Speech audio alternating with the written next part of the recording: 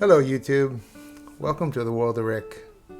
Today I am at home in my front room, my front living room, and I wanted to do a video to talk about my current status on my trip to Spain, where I'm at in that process, and what's going to happen going forward.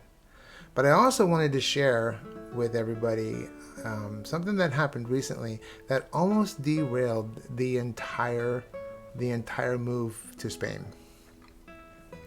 First of all, I want to just say that I am in love with Spain. I've been there a few times and I loved every minute of it. And I've been to Seville, Cordoba, Barcelona, and I just want to be there. I want to be in Spain. My mother was Spanish and Portuguese, so there's a little bit of a lost heritage that I want to get back by moving to Spain.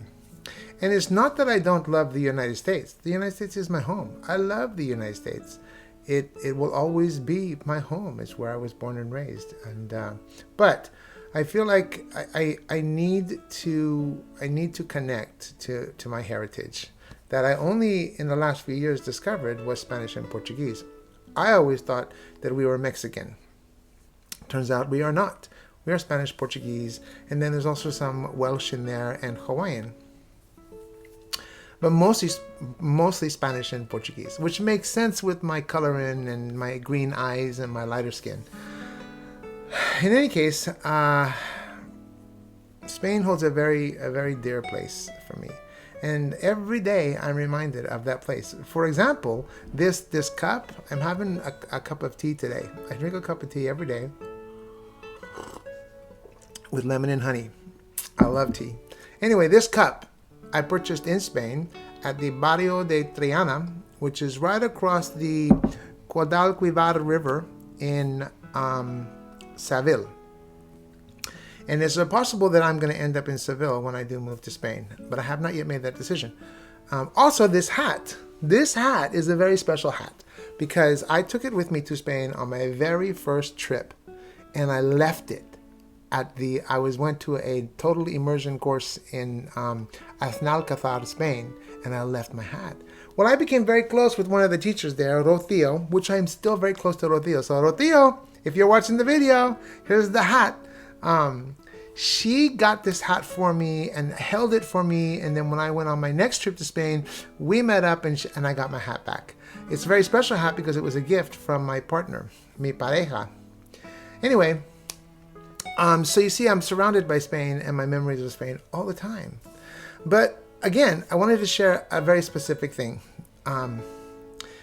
before I go into where I'm at in the process. So recently I signed on to a group in Facebook called American Expats in Spain. I thought I'd have an opportunity to speak with other people who have made the transition. Maybe they can give me tips. They can tell me what I can avoid, what I should do, that kind of thing. So I put a post out there and I asked about getting help for the process. There's three options. One is I do it myself, which the process is designed to be do it yourself. So I should be able to do it myself, but I didn't want to go through that trouble.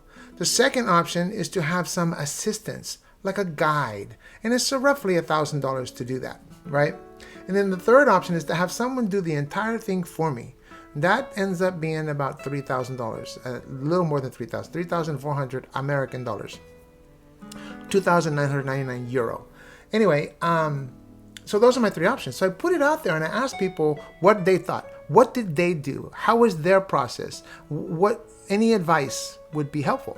People answered. Some people said you could do it yourself. Some people said it's great to have help. Some people said just let somebody else do it. If you can afford it, just do it.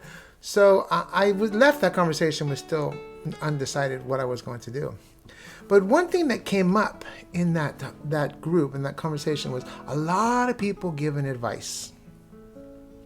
And people started talking about taxes and the tax liability when you go to Spain. And somebody told me that I would be responsible for about $3,000 to $5,000 a year in taxes. Whereas here in the United States, I would not pay taxes because my income is not high enough to be taxed. So the American government is good about that. But if you're a resident of Spain for more than 186 days, you are a tax resident and you're required to pay tax in Spain. But you don't have to pay tax in the United States because we have an agreement. There's no double taxation. I knew about that part already. So I kind of freaked out and I thought, well, I'm already going to have to pay insurance, which is $2,500 a year. Here I don't pay any because I'm a veteran and I use the VA. But I was okay with that. But then to add on to that another $5,000, that's like upwards of $8,000. And I thought, that's like $500-$600 a month in addition to rent and so forth. Well, when you put that together, it's, $8,000 for those two things and then $12,000 for rent, possibly, maybe more. You put that, that's $20-some thousand a year that I would just be paying just to live there. And, people told me, with $20,000, you can go all over the world several times. Like, why are you moving to Spain and spending all that money? You could just travel. I thought, well, you're right. So I thought, wow, I changed my mind. I decided I'm not going to Spain. I'm going to find some other place here to the United States to live, and I will just go visit Spain. My decision was made because of that information I got from the American expats in Spain. Well, after a few days, I thought, my heart is in Spain. I want to live in Spain, not just to visit, but to be part of the culture, to learn the language better. I already know the language, but to learn it better and to really immerse myself in the culture of Spain. So I thought, well, if you have to pay it, you have to pay it. So I looked further into the exact amount that I was going to be responsible for so I could prepare myself financially for it. Well, in my investigation, I discovered that the United States has an agreement with Spain to not double tax people. Yes. But they also have in there that the United States reserves the right to tax Social Security benefits because the government itself is providing that income, so the government here reserves that right. So the United States will tax me, Spain will not tax me. The balance of my income is VA disability, so that wouldn't have gotten taxed anyway. So and I'm not taking my 401k yet because I don't need it. So the reality is Spain will not tax me at all. It will be a zero tax. And the United States will tax me, but because my income is so low, the United States will also be zero. So I'm actually not liable for taxes. It's a very fortunate, and I know that I'm much better off than a lot of other people, and I'm very grateful for that, and I'm not bragging in any way whatsoever. That's not my nature. That's not who I am. I'm just grateful that I don't have to, but I was going to do it because I felt like my heart was in Spain. But the point of all that is that I've told all my friends and my family and my roommate, everybody I know, do not listen to what you hear on the internet. Don't do it. These people have an agenda. They want to influence you a certain way. We all do it. We all do it. I talk about vanilla ice cream like it's the best thing in the world because I want people to try it and be like me. We all do it. We speak in a way to influence others. It's just human nature.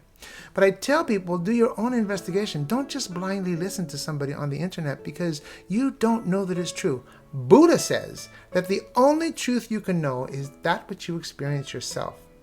I found out the truth. So I became victim to my own warnings. I'm glad I did because that helped me to realize that everything I read on that American expats in Spain may not be true. They may be there very, very their motivation to comment may be genuine, that it's a nice thing that they're doing, but they may not know. So don't just trust anybody. Buddha says, do not even trust Buddha. You need to find out for yourself. This is why when Buddha was teaching people, he made it an exercise in them finding the truth themselves. He didn't just give them answers. And that's a very smart way to approach things. So I'm no longer on that group. My mind is changed once again, and I'm going to Spain. Back on for Spain. I have a feeling that that was a test, that the universe was testing me, telling me, make sure you really want to do this before you do this. And I do. I really do want to do this. I feel like that's where I need to be. That's where I want to be. I feel like there's a purpose for me there. And I don't know why I feel that way. There's no reason for me to feel like that, but I do feel like that. So I'm going to Spain once again. So, cheers to Spain. Anyway, the process is relatively easy. I have decided to go with the middle course where I'm going to get assistance, but I'm not going to let somebody do it all for me. I'm going to do it, but somebody's going to review my paperwork. It's going to cost me $1,000, but I'm okay with that. I think that's the smart thing to do. Rather than just jump in the water by myself, I'm going to have a little floaty to help me. So, in October 27th, 27 de octubre, me voy a España. I'm going to Spain. I'm going to go for 2.5 weeks because I have not yet decided where I want to live. My choices are down to 3 places. Torremolinos, which is just south of Malaga, and it's a coastal town, Costa del Sol. It's incredible, but it's got a lot of activities. But there's also it's huge in the gay world in Spain. So I would fit in, and I like that. So I'm going to go and check out Torremolinos. I'm going to go back to Seville because I love Seville, and it's very possible that I will go to Seville because it's just a wonderful place. So I could go there, and then I'm going to go visit a place called Cadiz, which is about an hour or so from Seville, and it is also on the coast, on the water. It's much more quieter than Torremolinos, so I don't know. But the point is, part of the process is that you either have to have a lease of a place to live, or you have to write a letter affirming where you want to live, where you intend to live. I would intend to live, let's just say Torremolinos. So I need to write a letter before I put in my application for my visa. There's also other things that you have to have. You have to have a insurance paid up for the year with no deductible and no copays. That's why it's $2,500, because I am going to be 63 years old this year, so I'm not young, so therefore I'm paying a higher price. And then also, you need an FBI report to show that you don't have any crimes in the last 5 years. You have to have a letter from your doctor saying that you do not have a communicable disease. You have to provide all of your bank statements to prove that you have the income to live in Spain. Right now, it is, I think, about $2,600 US to live in Spain, which I make that with no problem. And then you have to submit your passport and pictures, and all of it has to be translated. And all of that then when you get all that together, you have to request an appointment. My appointment will be in Miami at the Miami consulate because they handle South Carolina, Georgia, and Florida. So once I have that all together, then I make my appointment, or I request an appointment. They notify me of my appointment, and I take that all in person down to Miami to submit it for my visa. They take it, I go home, and hopefully in a couple weeks, they give me a visa, right? Or they turn me down, one or the other. So after I get back from Spain in Noviembre, I'm going to put in my request for the appointment, because I will have everything done up to that point except for the letter as to where I'm going to live, because I will decide that when I'm in Spain. And I may even get a lease, who knows. If all works out, I will be in Spain the 1st of February. Febrero. Or March. Depending on how long it takes for them to do the visa. It could be as little as 2 weeks. It could be as long as 3 months. I don't know. 90 days is their goal. Anyway, that's where I'm at on my visa process. Got a little bit of a derailment, but I'm still on for Spain. And I'm very excited because, like I said, I feel like I'm supposed to be there. I've already made a couple of friends, which is great, and I feel like Spain is where I need to be, at least for a couple of years. I don't know that I'm going to stay there my whole life, but in my mind, the idea of being there for the rest of my life is not necessarily a bad thing. I could be there my whole life. In any case, this is where I'm at now. Look for future updates in the world of Rick about my journey to Spain. I hope everybody's having a fantastic day.